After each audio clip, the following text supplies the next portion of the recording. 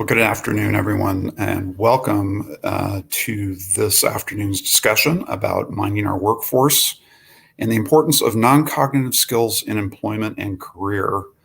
I'm really happy to have you all here. We have been working on the volume that we're going to be discussing today for about a year and a half now. And I think it's a critical area for investigation for the future of our workforce. And I'll be providing just a little bit of an overview here at the beginning of the presentation. And then I'll introduce our panelists and some of their background, and then we'll move on from there. So why don't we just go ahead and get started with the first slide. So the background on this project is that the volume itself is a follow-up on a 2017 paper that I wrote for AEI right after I joined, called STEM Without Fruit: How Non-Cognitive Skills Improve Workforce Outcomes. And the thesis of that paper is really that our educational and training regimes actually have it backwards.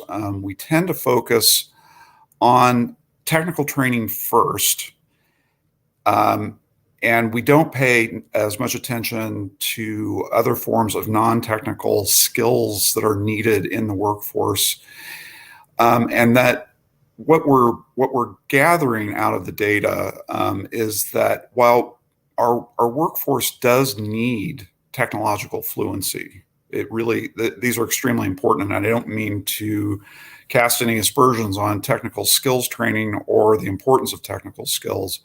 But what it really needs and is currently lacking are strong kind of people-facing skills that we're calling, for the purposes of this discussion today, non-cognitive skills.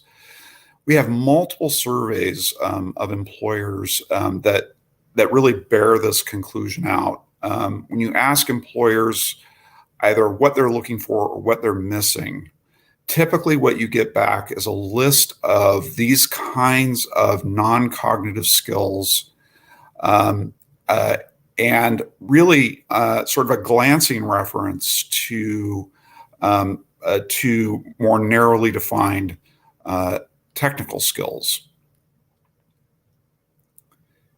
You can advance the. So why should we be concerned about this? In an age of automation, adaptability really rules in the workforce. Non-cognitive skills are kind of a way of thinking about them as a set of master skills that are required for learning and adaptation. And because the economy is changing so rapidly, that capacity for adaptation and for learning, the premium on that goes up. In addition to the fact that 3/4 of our workforce is in kind of a service sector, quasi-service sector occupation that involves a lot of interaction, both with colleagues and with the public and customers, these kinds of interpersonal skills are really, there's really a great premium on them. The other thing from a career perspective is that the value of these skills tend to go up as workers age and advance in the workforce. And we saw this in a survey that we did actually of STEM sector workers, where the value of management and leadership skills was significantly higher among mid and late career workers than younger workers. Because as you advance in employment, you're moving into management. And the value of those skills just continues to go up over time. And that's really juxtaposed to kind of technical skills that you have them, you're in the workforce, the technology changes, so those tend to erode over time and require refreshing constantly.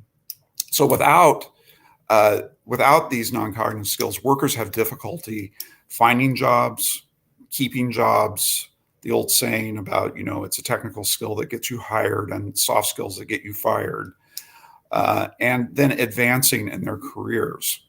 This is a problem across society, but the stakes are higher for low-income workers that have more difficulty attaching to the labor force and tend to see more churn and more difficulty advancing once they get there. Slide. So there are multiple challenges relating to the definition of non-cognitive skills and what I call the caught not taught pedagogy of non-cognitive skills. We have a problem with vocabulary. For the purposes of this volume, we are using non-cognitive skills, which is the term that we see in the economics literature. They're also called soft skills. That's in the workforce development world, social, emotional skills in education, employability skills, professional skills. People have a lot of different language for talking about this. So there's some, I think, and some of that is the differences are not important, and in some cases they are. And so arriving at some sort of shared pedagogy, I think, vocabulary is something that we need to pay attention to. We also have this pedagogical issue that I talked about. We learn non-cognitive skills beginning at birth. It's kind of a serve and return process of socialization, of attachment, of engagement with other people, and they accumulate slowly over time. So, in fact, in most instances, we aren't conscious of learning them. They're sort of happening all the time, and so we don't stop and focus on them and say, "Oh, I'm in non-cognitive skills class right now."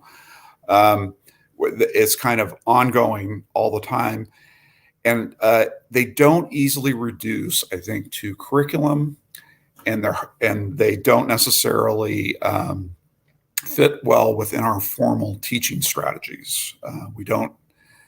In fact, I would argue that it's counterproductive to try to do some of that with these types of skills because they need to be contextualized.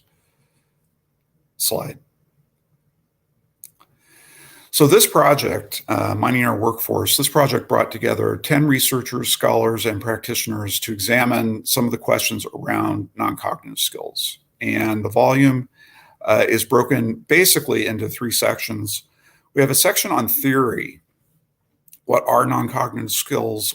Where do they come from? How are they rooted in some of what we know about neuroscience? And what role do they play in life and in work? Then we have a section that several authors, including 2 who are with us today, on some of the labor market and research issues associated with non-cognitive skills. What does the data say about the need for these skills and the economic return on them? Then finally, a section on pedagogy. How are they being taught and remediated in the workforce development and human services programs that are especially targeted toward low-income and non-college bound workers? Slide. So here's a picture of the cover, which we put a lot of thought into, Mining Our Workforce, with this idea that when we're talking about non-cognitive skills, what we're really talking about is relationships between people.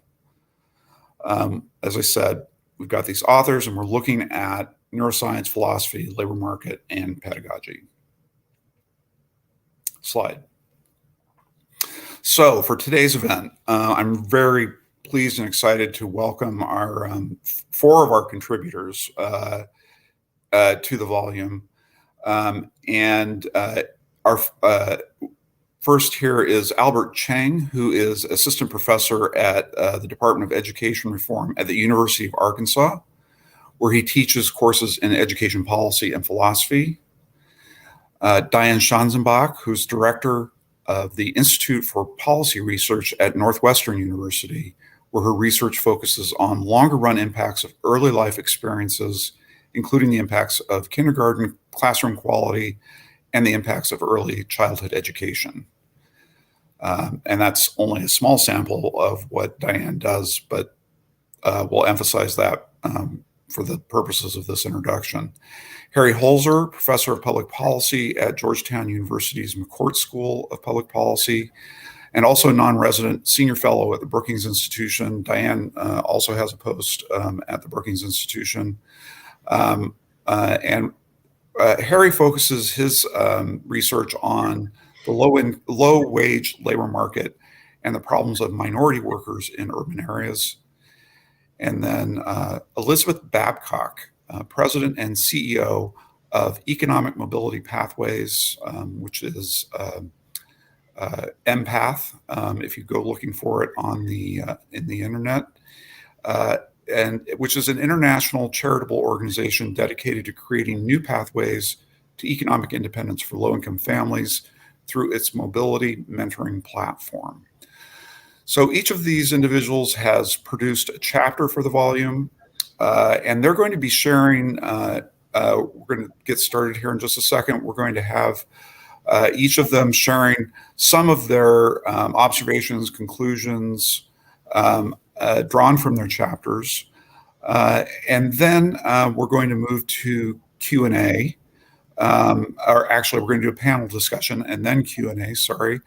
And if you've got questions, there should be a banner that's going to pop up here shortly about where to send those. So we've got, you can tweet AEI on noncog, or email your questions to Anik Joshi at aei.org when we get to the Q&A. So without any further introduction, I want to turn this over to Albert and have him talk to us about his chapter on kind of a more theoretical look, a more philosophical look at the sources of social emotional skills. And here we immediately run into the vocabulary problem of we're talking about non-cognitive skills, which are roughly equivalent to social emotional skills. So Albert, go right ahead. Thanks, Brent. Thanks for organizing. And it occurred to me, I don't even know if the title of the chapter in there uses socio-emotional skills. So I think we might have missed that. But I think all of this underscores the problem and the challenge that you just articulated with definitions. And so, I want to encourage you also to read the introduction to this volume. I think Brent has written one of the most succinct summaries of anything I've ever written, and it's like worth the price of admission, better than reading my chapter even. But let me maybe dive into the outline of the chapter. If we could advance the slide. Essentially, in this chapter, what I'm tackling is the challenge that Brent has articulated: the challenge of definition, challenge of vocabulary. And that has all sorts of implications for how we study non-cognitive skills, how we think about non-cognitive skills, how we teach them. As you've seen, I've used the word social-emotional skills. Other folks use 21st century skills. Brent has mentioned soft skills. I'd add to the complexity by saying that some people call them abilities, some people call them competencies, and they all mean different. They all have different implications behind that word usage. And so, and let me not leave out also more traditional connections to conceptions to character and virtue. Like how are those connected to this discussion on non-cognitive skills? So let me dive right in. And what I want to do in this chapter is not solve all the challenge of a lack of kind of clarity in definition and vocabulary. But what I want to do is highlight three important aspects in any discussion of non-cognitive skills to sketch out what I call an architecture. There's really three things that I think need to be elucidated when we talk about non-cognitive skills if we want to have any hope of having clarity in talking about this. And these three things are the ends. It's like, what are non-cognitive skills for? Second are practices associated with non-cognitive skills, and I'll talk a little bit more about that in a bit. And then third, this question of what we mean by excellence. What's it mean to be proficient or demonstrate excellence in a particular non-cognitive skill? So let me talk through each of these items in brief here and kind of color them with some illustrative examples here. So first is this question of ends. Just what are non-cognitive skills for ultimately? I think this volume kind of takes the assumption, I mean, it is a book on the workforce, that non-cognitive skills, they serve the purpose of labor market preparation. They serve the purpose of ensuring that individuals can have success in the labor market. You might even add in that we need a good base of non-cognitive skills in our pool of human capital, so that we have this kind of collective, we can maximize our kind of collective economic efficiency. But what I want to highlight is that those aren't the only examples. Those aren't the only possibilities. There's a whole branch of psychology, positive psychology to be more precise, that looks at non-cognitive skills not simply for success in the labor market, but for just subjective well-being in general, psychic happiness. Or if we even just think back a few centuries before ours, or many centuries before ours, thinkers then, pre-modern thinkers, didn't think of non-cognitive skills instrumentally at all. That they weren't skills used for something. Rather, non-cognitive skills, or I guess what they use more precisely, is virtue. And virtue is not something you use. Virtue is something that you are. It's simply constitutive of what being a good human is. Is that the end, right? And so I don't want to land on any one of these per se at this moment, but I do want to highlight this important question. We have to ask ourselves, what are non-cognitive skills for ultimately? And then this brings us to the second aspect of non-cognitive skills, namely practices. What do these skills even look like in practice? And I know that we, and I include myself as someone that does a lot of empirical work in this area, we like to think of these things in the abstract. But the problem is that, all of us at the end of the day are creatures that are, embodied in flesh. Non-cognitive skills, they're not intelligible unless they're embodied in particular contexts. And that's why, and that's when they are practiced. So I used to teach high school. And I'd like to imagine what it'd be like today if I told a student that they need to improve, just to do an example of a non-cognitive skill, that they need to improve their social awareness, okay? There is a definition for social awareness, which is, quote, the ability to understand perspectives of and empathize with others, including those from diverse backgrounds, cultures, and contexts. Okay, if I just kind of gave them that abstract definition, I'm sure they'd look at me with blank stares and wonder, so, Mr. Cheng, Dr. Cheng, what do you exactly want me to do? And the point is that in any discussion of non-cognitive skills, we need to be attentive to this idea of actually nurturing what these practices look like in everyday life. What are they tangibly? So, for instance, instead of saying to my students that they need to be more socially aware, maybe it looks like cultivating a disposition in them so that, if they look around the classroom and they see a classmate who is struggling with their work, they might go over and check on them and help them with their work. Or if they're walking around campus in the lunchroom or outside and to see a kid eating lunch by themselves, what does social awareness look like in practice? It might look like going over to sit by them or inviting them to join the group of friends that they're already with. It might look like walking around the hallways, and when you see your principal or other teachers, to thank them for all their hard work, or even thank the folks that tend to become unseen on school campuses, like the custodial staff and the groundskeepers, and thank them for serving the ways they serve everybody. And so, this idea, like, we can talk about, in this case, social awareness in the abstract. At the end of the day, though, non-cognitive skills are always practiced in some tangible way. And if we don't pay attention to this kind of embodied nature of it, we're going to be missing out on a lot here. And this all leads me to my last point, which is this idea of standards of excellence. think in a lot of the research literature and a lot of the conversations we have around policy circles, we like to talk about maximizing the level of a non-cognitive skill. But I think that might be the wrong question. Maybe it's not a question of maximization. I think the better question to actually ask is, what does excellence look like? So just to use my previous example, what does excellent social awareness look like? It doesn't mean getting way up into everybody's business and obsessing over that. It also doesn't mean the other extreme where you pay no attention to other people. There's a balance to be had. And this is what kind of Aristotle would refer to as the golden mean, right? That to have a virtue is to have balance between two extremes.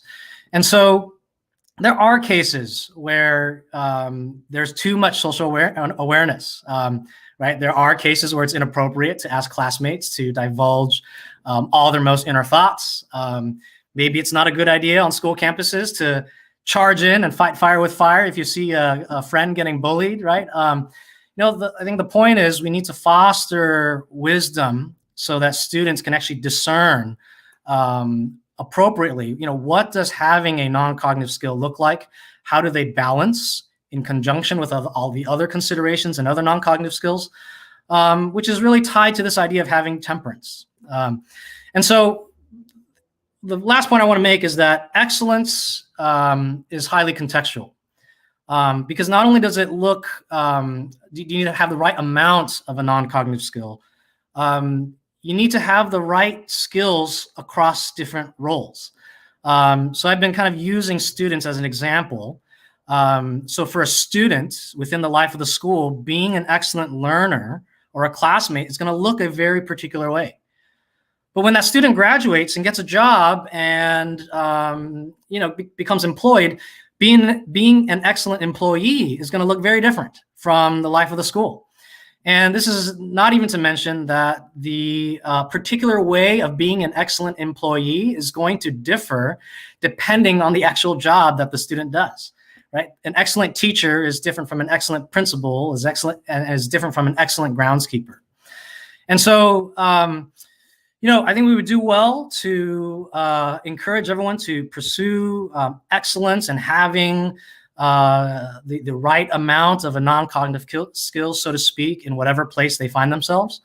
And doing so is going to require a lot of careful thinking about what non-cognitive skills are for, how do we actually practice them, and all this kind of careful thinking, if I just may end on this note, careful thinking, perhaps itself, is a non-cognitive skill that we need to think about a bit more. So anyway, I'll leave that just to kind of frame the rest of the discussion and look forward to the rest of our time together.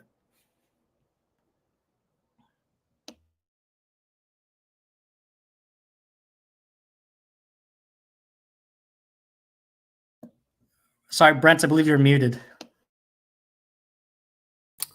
Yep. Thank you, Albert, for pointing that out. I was just about to share some brilliance with you. So, but I wanted to weave in just a couple of comments about the other chapters in this section around kind of broader, definitional, more abstract and philosophical issues, because we had two other authors, Ian McGilchrist, a psychiatrist and English tutor from Oxford University, who wrote a chapter on the way that our training and education around technical skills actually is kind of at war with the development of non-cognitive capacities, which I commend to those who are interested in reading the volume. And the second chapter, the other chapter, is by Dan Klein, who's a professor at George Mason University, an expert in the works of Adam Smith, and particularly the theory of moral sentiments. And he talks, about how looking at this from a philosophical perspective and from a relational perspective, how human beings actually develop these capacities. So both of those are excellent essays, well worth your time. Now we're going to move on to Diane, Schanzenbach, as I said, from Northwestern University. She is kind of the godmother of this field. She did a lot of work on it over at the Brookings Institution as part of the Hamilton Project. And I wanted her to come and talk with us a little bit about what some of the data tells us about the importance of these skills. Thank you. Thanks, Brent, for inviting me today. I also commend the whole volume to everyone. We can go on to my next slide. Of course, there are many types of skills. And so when we think about human capital, we think about a wide range of concepts, knowledge and skills, and the things that we are teaching in school, like math and reading, etc. But then there are also these skills, habits, judgment, that I'm going to call non-cognitive today, but of course, everyone's already pointed out that there are many ways to describe these. These skills can also be cultivated, developed, and taught, both in school and out of school. Now, of course, at the onset, I want to say it's impossible to fully disentangle cognitive skills from non-cognitive skills. They interweave in many, many ways. And in fact, we know that there's a positive correlation between people's cognitive and their non-cognitive skills. But what's interesting is that relationship is relatively weak. And so I think we can all think about people who we know who are excellent at, in book learning and math and, other things, but really, you can't put them up in front of people. They can't get along with others, etc. These two types of skills, are separate domains, and like I said, are only weakly positive.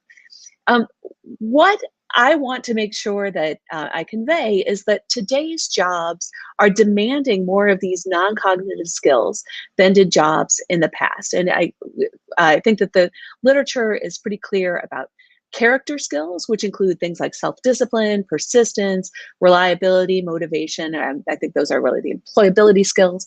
And then also social and leadership skills, working well with others, persuading, negotiating, etc. So we can go on. I'll sort of walk through a series of slides that are designed to make sort of two big points. The first is that the labor market is increasingly rewarding non-cognitive skills, and that those with fewer non-cognitive skills are being left behind. No one's got a crystal ball, but of course, I think that these trends will continue, and so we need to take very seriously development of non-cognitive skills. There are many ways to develop, nurture, and teach non-cognitive skills, including school-based interventions, targeted interventions. Preschool has certainly been an avenue where we've seen a lot of development of non-cognitive skills. And of course, we worked on this project prior to COVID, but COVID has introduced all sorts of new challenges around this, as many students just missed their preschool year and a half entirely. Also teacher quality. But undoubtedly, there are very important community and family-based approaches as well. So we can go to the next slide. Let me just lay out a couple of facts on this. The first is that there are strong payoffs to both cognitive and non-cognitive skills. The horizontal axis here is a person's own percentile rank in the distribution of either cognitive skills or non-cognitive skills, so that closer to the 0 and 20% have low levels of cognitive and non-cognitive skills. Up at the top have high levels, and the vertical axis is median earnings. So what you can see here is median earnings are higher for those with higher levels of skills, whether it's cognitive skills, which are in the triangles here, or non-cognitive skills, which are in the circles. You will also notice that there are stronger returns at the tails of the distribution. And so you can see out near the 100%, earnings really pop up quite dramatically, suggesting that there are real, extra returns to having high levels of both cognitive and non-cognitive skills. And then also down at the bottom, there are large penalties for having low levels of this. Over time, as I'll show in the next slide, there are increasing returns to these non-cognitive skills. So if you move to the next, there we go. First, I want to lay out that United States economy is demanding more non-cognitive skills. So this graph here shows the level of, or the increase relative to 1980 in need for service skills, social skills, analytic reasoning, which you can think of as math, and routine skills. And so here you've got the increase between 1980 and 1990 in blue, 2000 in green, and 2012 in the orange color.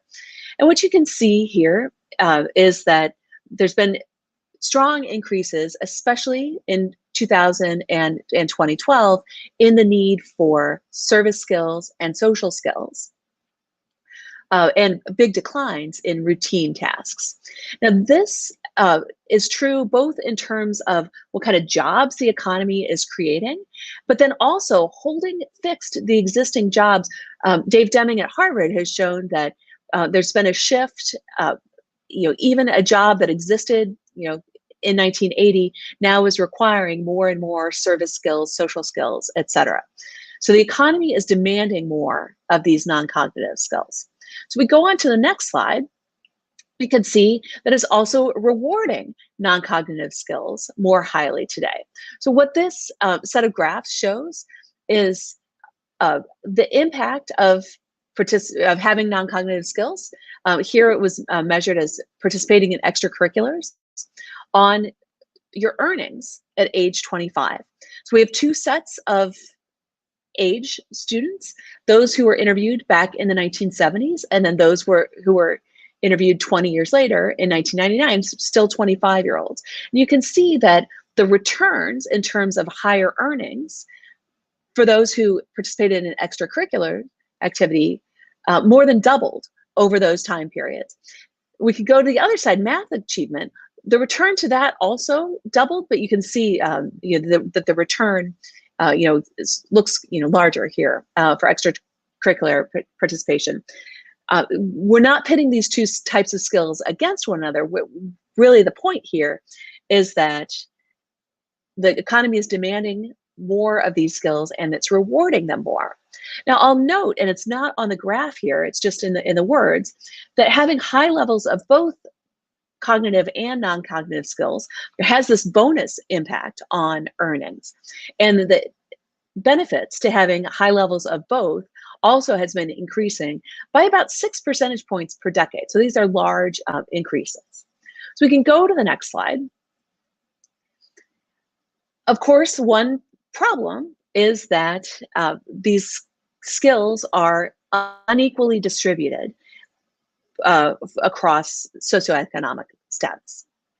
So here, what we're showing is the average cognitive and non-cognitive skills among youth by the level of education that their parents have. So you can see non-cognitive in the blue, cognitive skills in the orange, and we can compare those whose parents just have less than a high school diploma, and post-secondary. You can see for both types of skills, there's a strong gradient.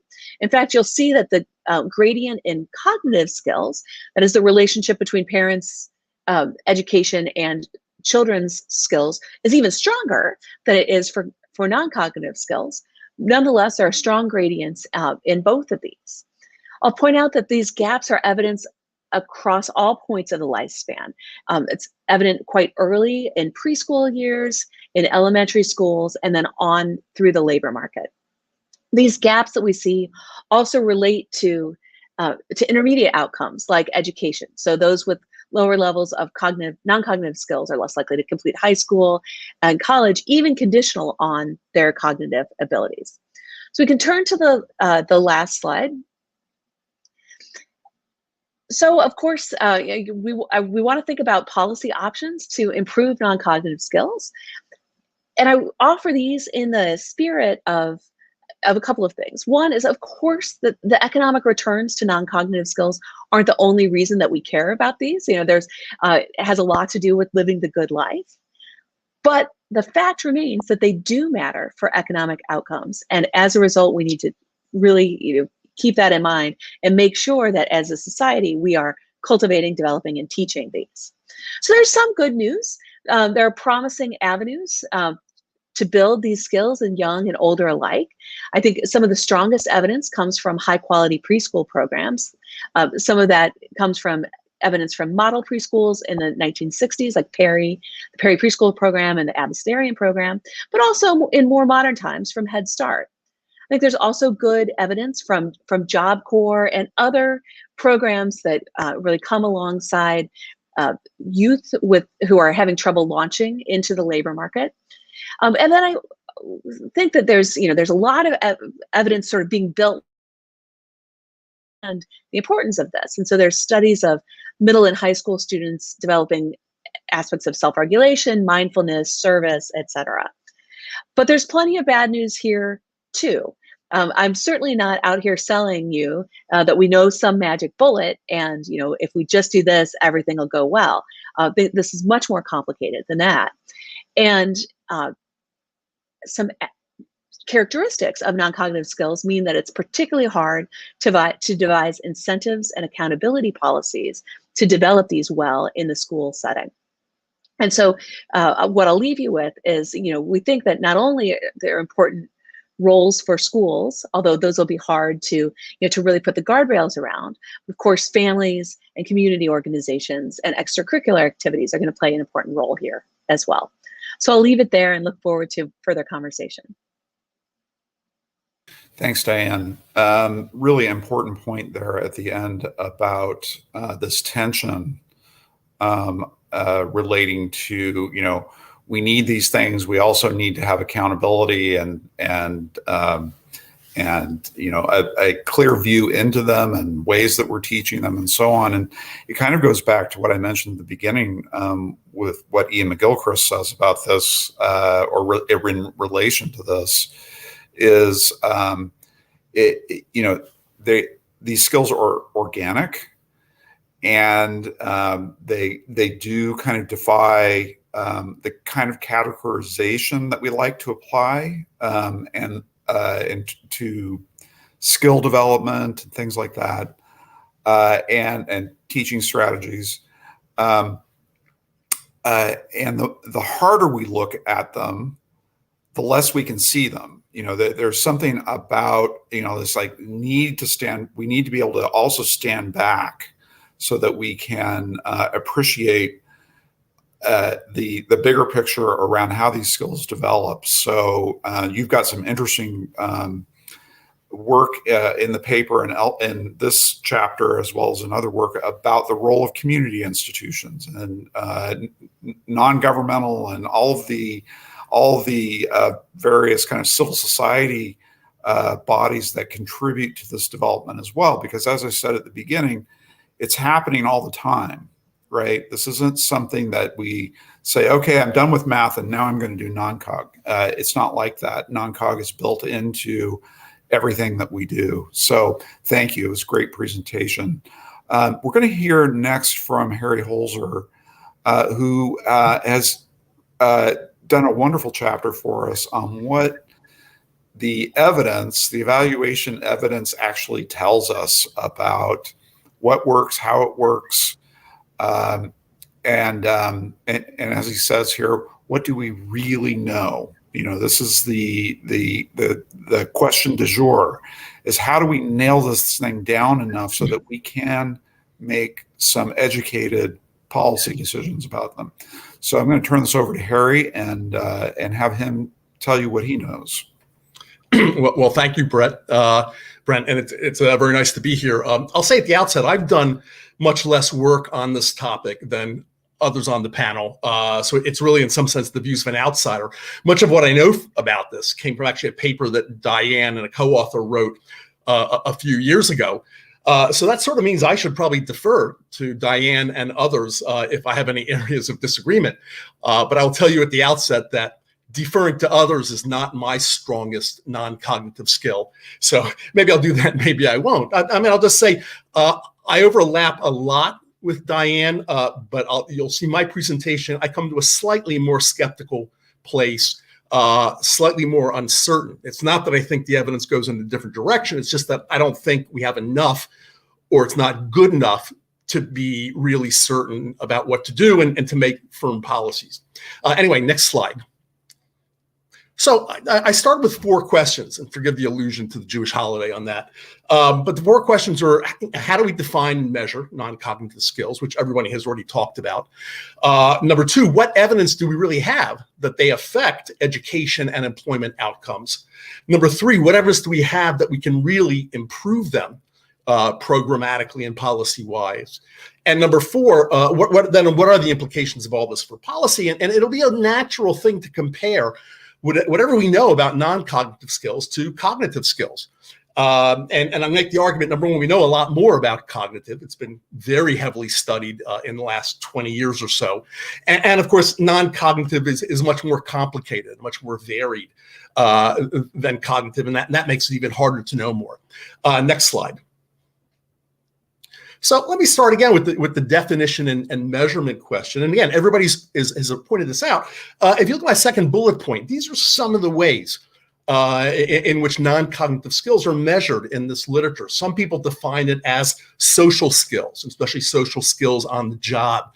Some people define it as self-control, the ability to defer gratification. Some people talk about it as being self-directed. Can people choose how to work independently without being told and managed very closely? Some people talk about it as being related to motivation and resilience, what a lot of people now call grit. And there's others, right? So if you look at this category, these are very different concepts and likely have different impacts both on education and employment. So it's hard, I think, to come to the simple conclusion that the returns to all of these are probably very different. Both in education and employment, although likely they all matter to some extent. Some of them are attitudes, some of them are closer to behaviors based on attitudes. Sometimes they're measured with psychological tests, sometimes with self-reports on surveys, like did you participate in high school activities, and some of them are based on teacher observations or other forms of observations. And both the method with which these things are measured and exactly what we're measuring sometimes have a big impact on the outcomes we see in the literature. And I worry that a lot of these non-cognitive skills really overlap heavily or are highly correlated with, actually negatively correlated with several of these other characteristics that I list here, like participation in crime and incarceration, or substance dependency, or having ADHD or executive functioning difficulties, or PTSD. And those are all quite different things. And we know all these things have very strong, usually negative impacts on the labor market. But how much of what we're measuring are these things, rather than some of the non-cognitive skills themselves? And these things are not, it's very hard to disentangle all this stuff with the usual data we have. So just some of the things to keep in mind. Next slide. I think the bottom line in terms of their impact on education and employment, I'll agree with Diane. They certainly matter, and the extent to which they matter is rising over time. I think that's likely true as you transition from an industrial economy to a service economy and to a knowledge-based economy. It makes sense that they matter more. But boy, you look carefully at the studies. Number one, the extent to which you really can believe that what's measured is a true causal impact. A lot of things are not controlled for. A lot of the usual suspects in a lot of this literature, questions are raised out almost all these studies. And then even if you believe the study, the magnitudes of the impacts are kind of all over the map. And as I said, a lot of the studies have weaknesses that they are suggestive, strongly suggestive, but don't necessarily prove in many cases. Next slide. Well, then we get to the question of, well, okay, if we think they are important, we're still not sure how much, can we improve them with practices and interventions? So again, here I learned from Diane in a previous paper she wrote, and I put down 3 of the things she mentioned in that paper: teacher value added, and sort of the measures of teacher competence in these areas, pre-K programs, and meta-analyses of all the different measures and different kinds of non-cognitive skills. And out of the 3 areas, I think the teacher value added evidence I've seen is the strongest. There's a guy, I think a colleague of Diane's named Kirbo Jackson, that has a very, very good paper showing that there are systematically teachers that are better at teaching these skills than others. And that has an impact on what happens with the students. I'm less convinced by the pre-K literature, and we can talk about that afterwards. I'm less convinced by the meta-analyses. Meta-analysis is only as good as the underlying studies that they're summarizing. So I have questions about all that. On the other hand, when I look at the literature on teens and young adults, I actually see some positive stuff going on there beyond what Diane mentioned. And I'll mention the first one, summer youth employment programs, which for a long time I thought was just sort of a boondoggle. There's stronger and stronger evidence based on rigorous studies, lottery studies, where the causal effect is carefully measured, that these have important impacts, not necessarily on employment afterwards, but on keeping kids out of crime, out of incarceration, et cetera. And I've seen this now in enough studies of programs with some scale that I believe it. So that's an important plus. There are smaller programs. In Chicago, there's a program called Becoming a Man that has been rigorously tested that has quite large effects, teaching young adolescents and teenagers how to stay out of trouble, how to not immediately trip into a violent response in different situations. Of course, Job Corps, Youth Build, some of the other things Diane mentioned. So I am actually heartened that in this area, we do know some things that seem to work. I am a lot less optimistic so far on what we know about programs for hard to serve adults, but there's a lot of promising things there. I think there's nothing that's really clearly proven, but there are promising programs, and I think Beth Babcock will talk about some of those right after I speak. So in all of these cases, this is the question that policymakers ask themselves, or that we tell policymakers to ask. Do we know enough about what is cost effective at scale to implement these policies? And I'm going to argue that in most cases, we probably don't. So the next slide, implications for policy. And again, it's this funny mixture of we know some things, but we don't know some things. So for instance, on that issue of teachers and teacher value added, we know that some teachers are really good at this, and they're good at transmitting those skills to students, but we don't really know how to generate more of the teachers that are good at this. And that's also true, by the way, in terms of cognitive skills. Sometimes we have the knowledge of what to do and we could scale it, but do we have the political will to implement it, and most importantly, to fund it? And would it be cost effective if we fund it? So if you think about all this stuff and you break it down into the three groups of people, sort of pre-K through 12, teens and young adults, and hard to serve adults, I'd say the following about each of those groups. In pre-K through 12, I'm not convinced that we really have identified cost-effective solutions at scale, but there's a lot of experimentation going on, especially at the state level, experimentation and evaluation, and I think that's a really good thing. I think we should be willing to invest a lot in that experimentation and evaluation and to learn more, and that maybe 5-10 years down the road, we would have more confidence in what to do about this. About teens and young adults, I am more bullish on this. As I sort of said, I think we should expand the summer youth employment programs right now and really scale them up dramatically while we continue to investigate programs like Becoming a Man and maybe even scale up things like Job Corps and Youth Build. And finally, on the hard to serve adults, let's invest more in the kinds of programs that Beth is going to talk about in a few minutes and carefully evaluate them and see where we are. So bottom line, last slide. We know this broad range of things that we call non-cognitive skills. And again, they are often very different from each other. They are clearly too important to ignore. They clearly matter, but I think we need to know more before we invest heavily in creating more of them. Let's invest right now in further building of the knowledge base so that maybe a little bit down the road, we can make really sensible policy investments in this area. And I think those policies will pay off once we know a little more. Thank you very much.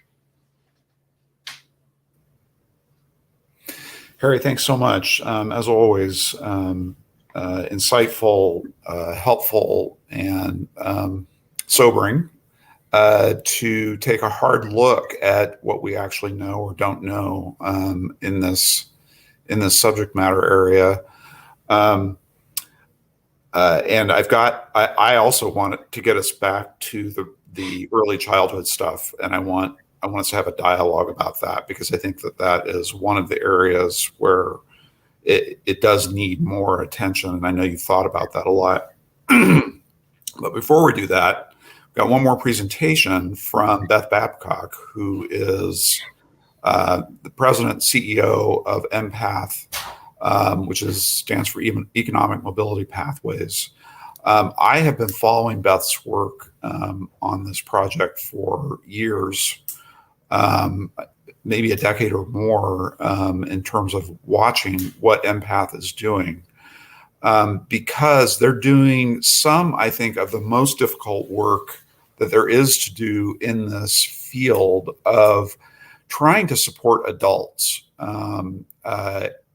in the acquisition of a set of skills that really pertain to sort of establishing aspirations for life, building plans to reach those goals, and coaching people through that process. So it's a remarkable project, and I'm looking forward. The chapter is great.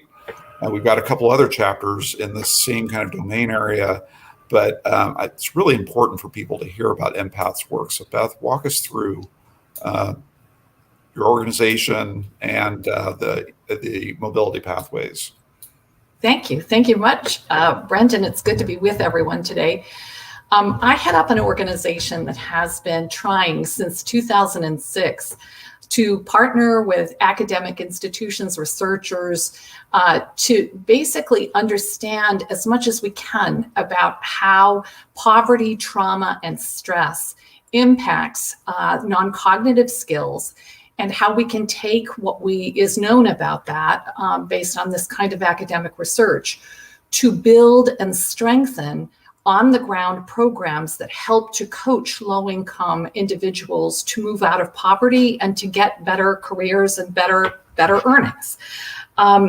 So we, as I said, have been doing this work since, basically since 2006. And we look at this as a process of helping people gain the skills that we're broadly calling non-cognitive skills, but we as an organization refer to as executive functioning skills and self-regulation skills.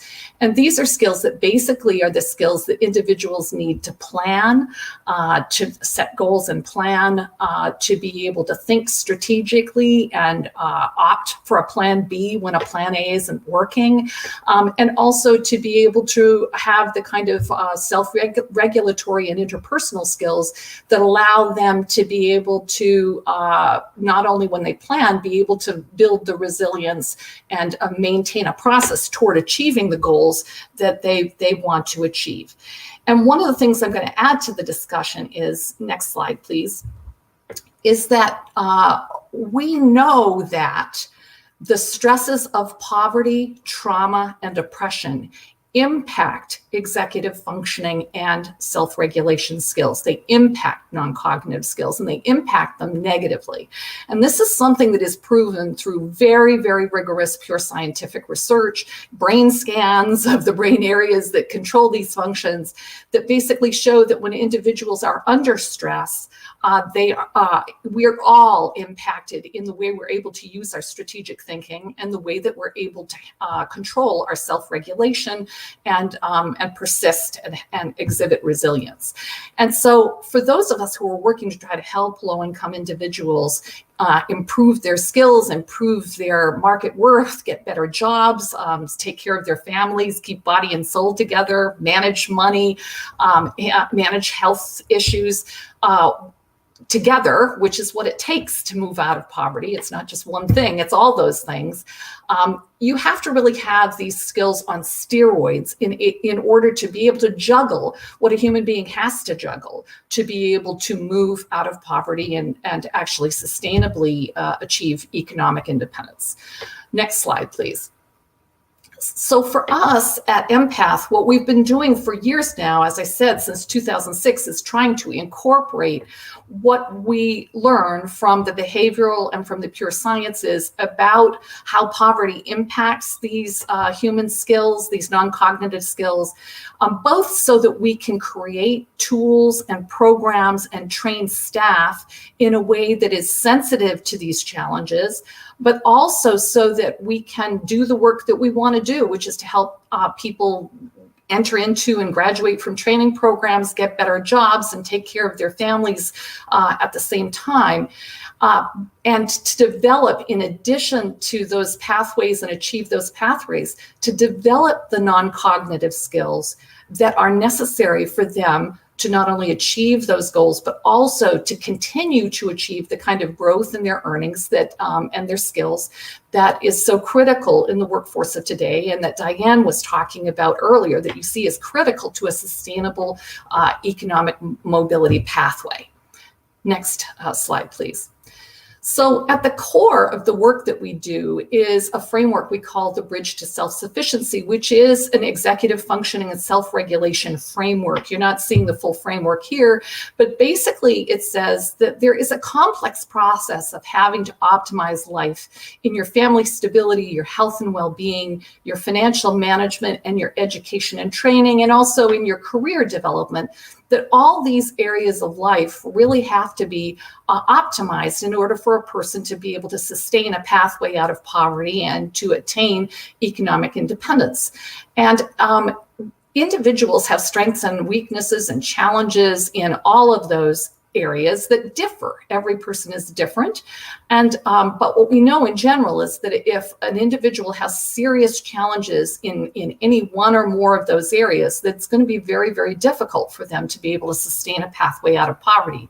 But juggling how you set goals and how you invest your time and your energy and your motivation in any of those areas to optimize your goals is a complex process. Knowing if you have a kid who has asthma and you have limited education and a lot of debts, and you're living in a homeless shelter, knowing whether or not you should be working on your housing or your money management or your kids' health or your training or trying to get into the workforce, and which steps you take where, when, and how, is a complex process that requires both optimal strategic thinking skills, but also optimal self-regulatory skills.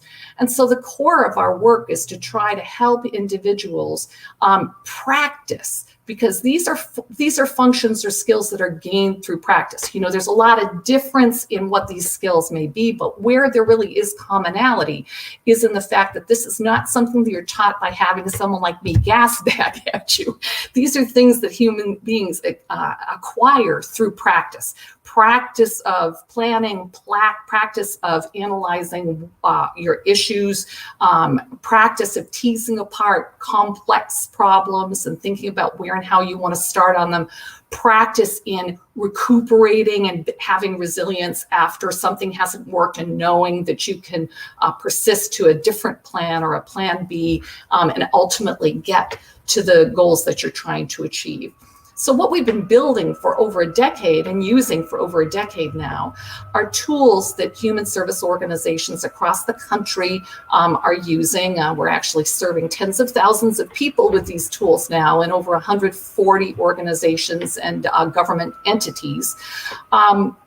What we give are tools for human service, health, education institutions to use to help individuals to be coached, to actually do their own problem solving and goal setting, and to actually over time to practice setting goals, achieving goals, and ultimately doing so in a way that helps them to move out of poverty.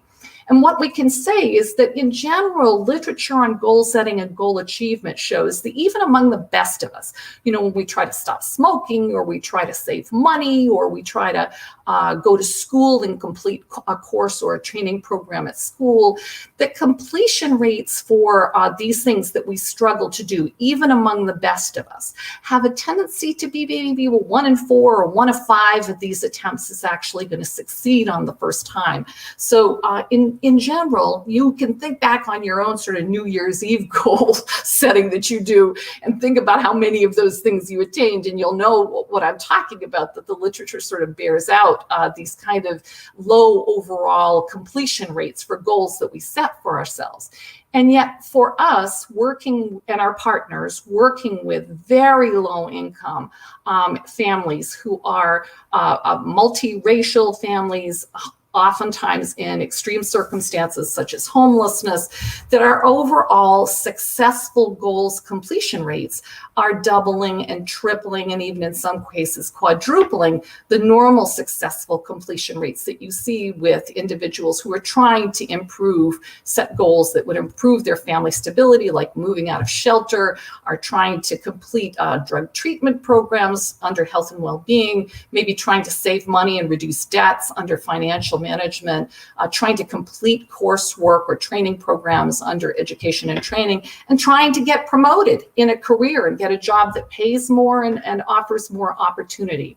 So you can see here the kind of completion rates that we're getting and have been getting now for more than a decade, and our partners are also achieving, are pretty startling, and are outcomes that are leading to incomes that are family sustaining incomes and education completion rates that are really quite unusual. Next slide, please. Now, we have a network of partner organizations that are using our tools and approaches. And this network, as I said, is now numbering over 140 organizations, like the City of New York Child and Family Services, the State of Washington Early Learning and Care Department, nonprofits that are homeless shelters in Detroit, like COTS, healthcare institutions like Mass General. These are institutions that are all picking up and using this new way of working, this way that is building out of what we know about executive functioning and self-regulation, and increasingly what we know about how it impacts individuals, especially in poverty or who are have trauma or are in a racially oppressed group, and what we know about how to design tools and processes to both capitalize on the coaching process in a way that is sensitive to those challenges, but also then transmits the new skills as part of the outcome that you're trying to achieve. And what we have now is the RCT data on this work, which is very, very new work, as you can imagine, is still very limited. There's a Padua study that was done in Texas of this kind of approach, and there are a couple more RCTs that are going on right now.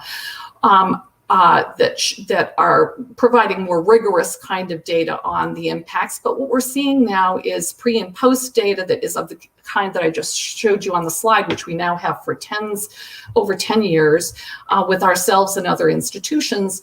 And we are also beginning to see, again, very nascent literature, and we have a paper coming out in pediatrics in the Journal of Pediatrics this fall that shows, in the case of Washington State, that parents who were coached in home visiting programs with these kind of models in Washington State had measurable impacted outcomes for their children in executive functioning and self-regulation testing, the TS Gold tests, for the children of parents who were coached in comparison to the children of parents who were not coached under these new frameworks and models of mobility mentoring. So this is a new world. What we know about the importance of self-regulatory and executive functioning or non-cognitive skills, what we know about these, as you heard from Harry, is very much still emerging. Even the definitions around it and how you measure these things is still emerging. But it is, as Harry and the other speakers before me have said, very promising.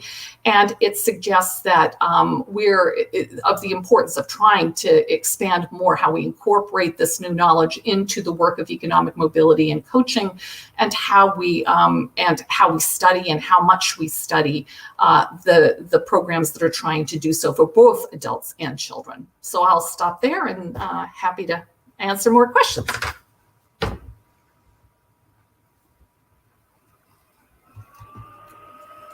I think, Brent, you're still muted. I need like a little buzzer or some sort of mild shock to remind me to do that. So welcome back, everybody. Beth, thank you so much for the presentation and the overview into your work of Empath, and extremely helpful. And I do have questions for you. And so I'd like to start, though, with a little bit of discussion among all of us. So I think that everybody mentioned this problem, including me, but this problem of language and definitions and so on for the future, to get to the future that we've all been talking about, which is a better conceptualized, better measured, better understood, a better understanding of the importance of these skills and how they get taught. And so I'm curious, and I suppose many of you have had this experience, but when you start talking to particularly policymakers, sometimes employers, people, other researchers, and you start talking about this subject, and there's this, it's pretty consistent of, yep, that is so important. And then that's usually followed by a shrug of which I interpret as a kind of despair. Like we just don't know what to do. So I guess my first question is, how do we go about talking about this issue in a way that is empowering to at all levels, not just for the people that Beth is working with, but for our researchers, our policymakers, our state legislators, our federal? How do we talk about it in a way that communicates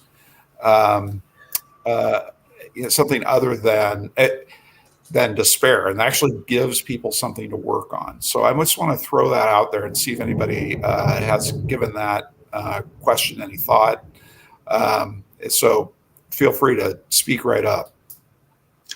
Well, I'll dive in about the anti-designs of approaches, or this kind of new knowledge has the potential to help us do that work better. You can take the same work, we do the same work, and in doing it in a new way that's better informed by some of this science, this emerging knowledge, we believe we're getting better outcomes. We are seeing trend line with ourselves and our other partners, better outcomes over time. And we believe that we're beginning to have emerging data on it comparatively. So why not spend the money better just by doing it smarter, as we say in Boston?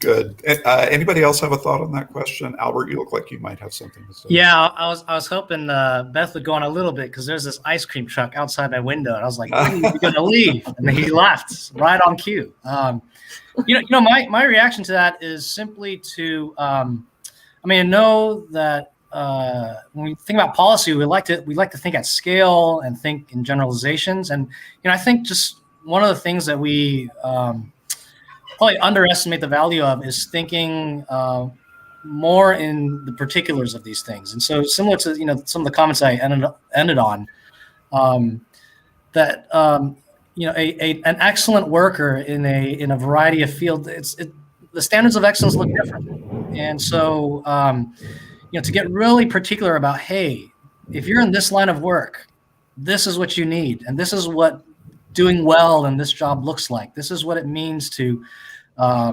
serve somebody well, to do your job well. And so I know, again, there's this tension here that thinking in the policy realm and the kind of social scientific realm, there's this tendency to generalize. But at the end of the day, if this is something practical, if this is something that's really going to be embodied and practiced by individuals and communities, we've got to go down to their vocabulary, their rhythms, their kind of traditions and customs and their jargon to help them make sense of it. If I can jump in. So when I think about this, compare it to what's happened with cognitive skills. And interestingly, what happened with cognitive skills is about 25 years ago, Brent, one of your colleagues named Charles Murray, wrote a book called The Bell Curve.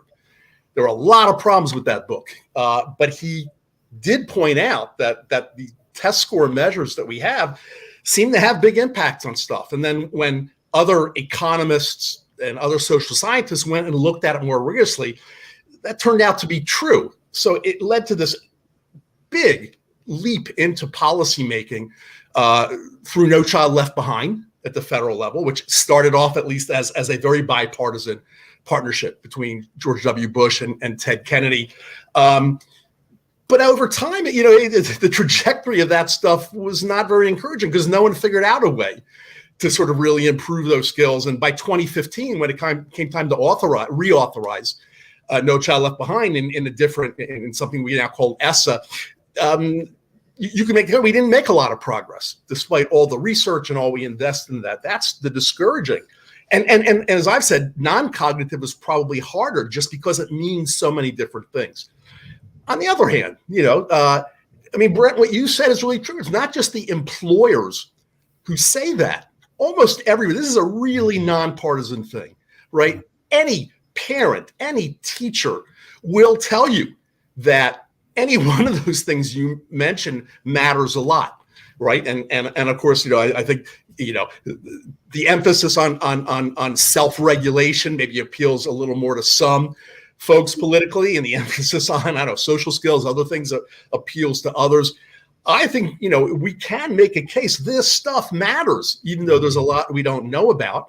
And that, at least for now, investing a lot more in experimenting, evaluating, it will be nonpartisan. Now, investing dollars is never nonpartisan. But I would think you could get a lot of support for doing more, and especially at the state level, for doing more of this experimentation and evaluation, which needs to be done.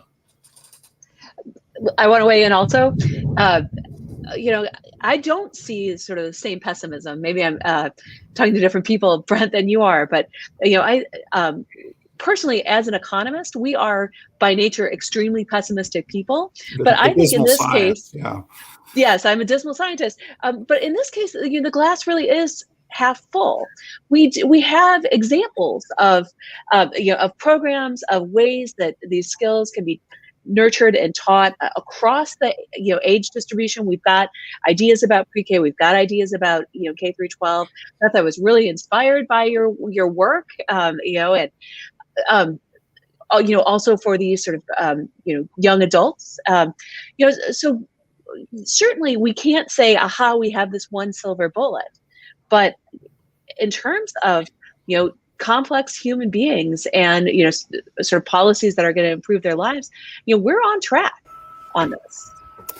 And I guess I'd just add that the neuroscience about executive function skills, for example, executive functioning and self-regulation, the science itself suggests that these are skills that can be acquired well into adulthood, unlike other skills that we're often training for, like language and other things that have critical periods that shut down earlier. And so there's optimism there too, because there's a lot of suggestion that we can continue to work with individuals to develop these skills over time. So more plasticity for these kinds of things at older ages. So that actually brings me to my next question. We've got a couple questions in the queue, so I want to make sure we get to those. But so this is really for everybody. You are each empowered for a single day to establish policy about allocation of resources on this issue across the age spectrum. I would really like to hear from each of you where the best return is from your perspective in terms of allocating those resources by children, or early childhood, school-aged, young adult.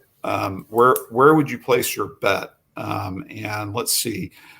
I really want to hear Diane and Harry duke it out over this question of early childhood interventions. So why don't we start there?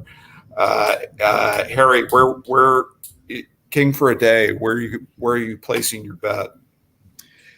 Well, as I indicated, I would spend a lot more supporting states in experimentation and evaluation in the pre-K through 12 school. I support pre-K expansion. I have a lot of questions about. I put much less weight on studies like Perry and Abecedarian. They were tiny programs with a lot of resources, one in 1962 and one in 1974. The world is so different. Even Head Start, it has become, does Head Start work or not, has become a much more complicated question. Maybe it worked for the cohorts in the 70s and 80s better than now. But again, and yet I would still like to see pre-K expansion carefully, and not a rush to universal. And in areas where we really have strong evidence. So I keep saying in a few areas like summer youth employment programs for teenagers in high school, a really critical age where a lot of kids do sort of drop out and disconnect, especially low income. Let's do it. Let's so where we have really proven, and Beth's stuff, again, I really like Beth's stuff. And there's going to be an evaluation. MDRC, I know, is evaluating some of the programs Beth has focused on. Jim Riccio at MDRC would love to see that stuff there's impact, it lasts, and it's cost effective over time, but we're not quite there yet. So I would invest a lot in experimentation and evaluation for all three groups, but where we know, as with summer youth employment and some things like that, even more money into that. And again, I would say pre-K too as well, just I wouldn't rush quickly to do universal. I would do it in a slightly more measured way.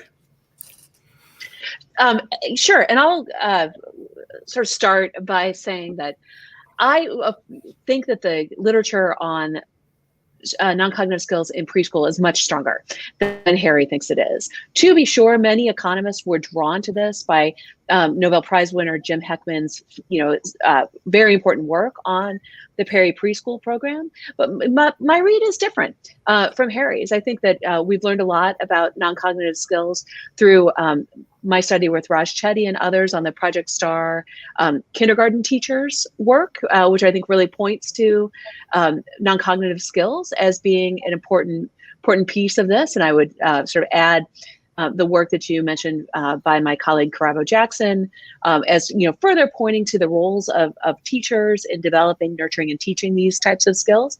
But furthermore, we have modern evidence on Head Start that I think is also pointing in these same directions. So, is there any one sort of perfect smoking gun, piece of evidence? No, but I think that's going to be impossible because, especially for young kids, the cognitive and the non-cognitive skills are so, are just really, tightly woven together. But what we see could you unpack the Head Start? Because I found that very interesting as well. And I think David Deming has done some work in this area and others. But what do we know about that? Or what do we think we know about Head Start in relation to non-cognitive skills? So there are different eras of Head Start. Because a lot of us, sort of have studied, what happened in the 70s.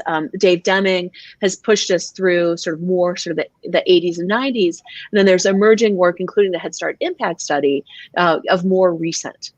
I would say that across the board, it shows relationships between going to Head Start in sort of the most causal way that we can possibly come up with, and none of these are perfect, to be sure, but they show that kids are more likely to graduate from high school, and even more likely to graduate from high school, even conditional on cognitive returns.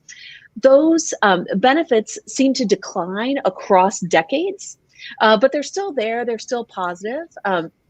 And work that I did with Lauren Bauer when I was at the Hamilton Project, we were able to dive into a little bit more the 80s and 90s and really dig into the non-cognitive skills, also parenting practices of people who had exposure to pre-K. We're seeing, a lot of the evidence is really lining up with this story. Is it, sort of that smoking gun evidence? No, but when sort of a lot of things start pointing in the same direction, you got to say, unless you got a better explanation. Yeah. So I'd like to. I do read that a bit more. I do take some exception with Diane's summary there. For instance, there was a study in Tennessee that was a complete failure. where the results faded out almost immediately. The studies of the most recent cohorts in the short term, the effects faded out within a year or two. And again, the populations, I mean, there are a lot more options right now besides Head Start. And that's part of the reason that the children who are showing up in the program might be a very different slice of the poor than they were in the 70s and 80s. And there's a lot of fade out you see on all these things, whether it survives to adulthood. But I think your fade out is cognitive. And the point that you're making in Tennessee is a cognitive point. And in fact, that's why so many of us think. And we don't know. We don't know if. I'm sorry I opened this can of worms. You did open this can of worms. That's right. I did. My fault. My bad. But I think it's worthy of a treatment all on its own to do a really thorough review of the research that Deming has done and others have done about these long-term non-cognitive outcomes for participants in Head Start, because we know that there's fade out on the cognitive side and pretty fast. But do these people actually look different when they're adults? And we will have another conversation about that. So I wanted to ask Albert a question. Because it's something I think about a lot. You lean really hard in your chapter on this notion of tellus, that you have to anchor this in a purpose, an ultimate end. And that can get kind of dicey, right? I mean, you're talking about metaphysics and about religious beliefs and so is that really necessary, or is it possible that that sort of a shared kind of liberal democratic view of human dignity can provide us with that anchoring of ultimate purpose as one of the reasons that we pursue non-cognitive skill development? Yeah, I mean, look, I think that's a fine place to start. Then again, I think those kinds of discussions quickly get to, well, what do we lump into these ends, and what's flourishing look like for an individual in a liberal democratic society? And look, in some ways too, we're kind of just stuck at having to land somewhere, and so I don't have a great answer. I mean, without opening another can of worms, I do think kind of liberal democracy, as we've been exercising it, we've begun to run to some kind of limits. We're seeing some of the unraveling of it, whether it's kind of our hyper-individualism, might call it an addiction to consumerism. I mean, there's some downsides to this, but on the other hand, I don't want to be completely pessimistic here too, because I do think that, again, we do have to think about this in the particulars, and foist some more praise on what Beth's doing. I mean, for her work, it doesn't, there's less of a concern about all these other dimensions of what flourishing looks like. Like her organization and her, as a very focused end, right? And which is to promote economic mobility for a particular group of people. And so I think what that underscores is that we don't have to have this kind of one size fits all grand institution that fixes everything. All the other panelists have mentioned a variety of different programs that are out there, whether it's pre-K or after school or employment training for younger adults, or I guess older students, if you will. That really, it's not just up to one institution here. I think we're always coming back to this kind of civil society argument of building institutions that fit in a variety of places that might have different ends to really pursue, I think, what still exists, namely an overlapping consensus of what we think is good. So, I don't know that we have to aim that hard, but we do need to ask that question of what are these things for? Okay, so Beth, I think we've talked about this before. At the beginning of, earlier in the conversation, we talked about sort of shifting skills in the changes in the labor market demand patterns, and how this is increasing the value of these skills. You're working with people who are they're just trying to get on that first rung, second rung. How are you, or how does Empath sort of grapple with that issue of equipping people for a labor market that is so dynamic and changing so much, and knowing that these skills that you're trying to impart are all that much more important? Yeah, it's a very hyperkinetic labor market, where we know over time that continuous learning is really baked into survival in the workforce now. And so this ability to be able to learn and continue to drive yourself forward in a way that is strategic in maintaining, workforce participation is a very new thing. When I started out in this work all years ago, you'd train somebody to fill out a civil service application to become a bus driver, and they were set, they got in, and it's not the way it is anymore. So for us, it becomes this really critical thing of helping people to be able to not just navigate the applications into training programs, finding the training programs they'll be motivated to complete and navigate their way in and through and into the workforce, but also to build the skills that will allow them to keep on being able to do that and evolve themselves over time. And I think that's it's absolutely critical to think about these non-cognitive skills and how we incorporate those into the work that we're doing, so that we're not just transactional in teaching people to fill out a certain set of forms and get through a particular program, but we're thinking more of human development than human service. And human development is baked into the more standard human service education, healthcare approaches than what we've had in the past. Yeah, it seems especially relevant right now with the return to work after COVID. Absolutely, which is. You think about the fact that Indeed.com is now using psychosocial measures for employers to screen for these skills.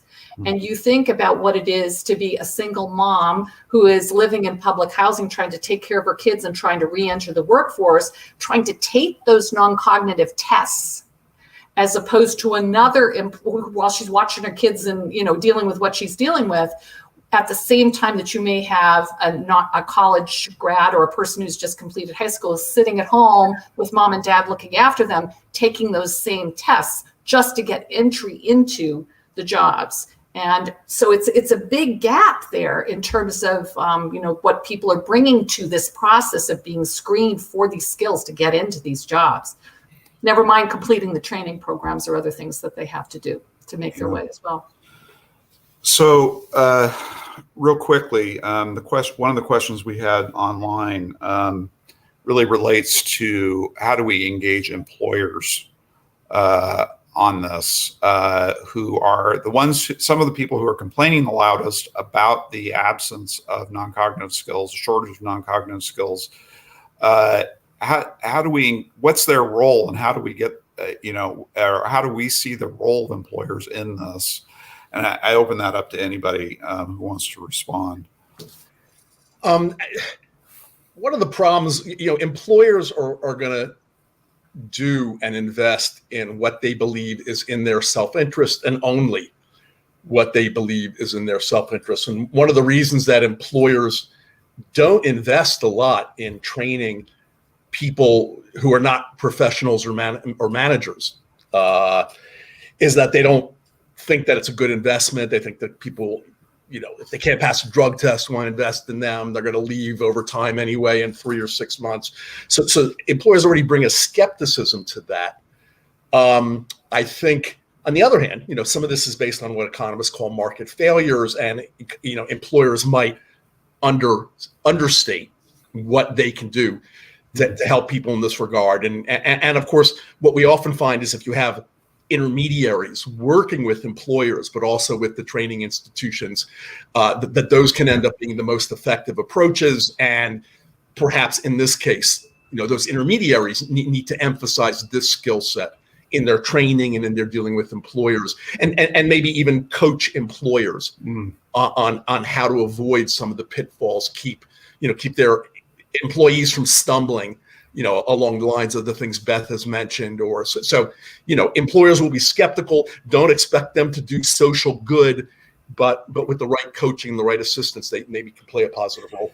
Yeah, I mean, social good and self-interest sometimes overlap significantly, and that's the topic of a couple of the chapters, or pops up in a couple of the other chapters. Ann Kim's chapter on the FAME program that started in Kentucky, and now it's been replicated elsewhere, but they're taking, junior high and high school students into manufacturing facilities, and over many, several years, sort of gradually introducing them to what it means to work in this facility and or in a manufacturing facility.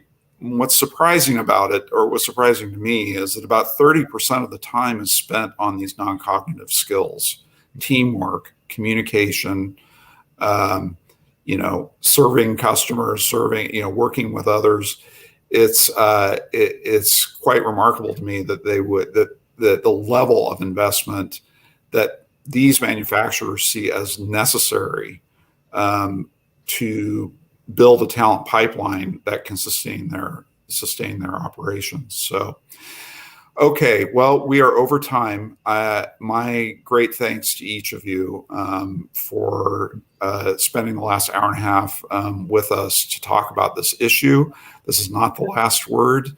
We're going to be doing more on this, and I hope really beginning the process of thinking about what can be done, particularly in federal policy, to foster more attention around this issue and to seed some of that experimentation that Harry was talking about. So again, thank you all very much. We look forward to talking to you again soon. Thank you.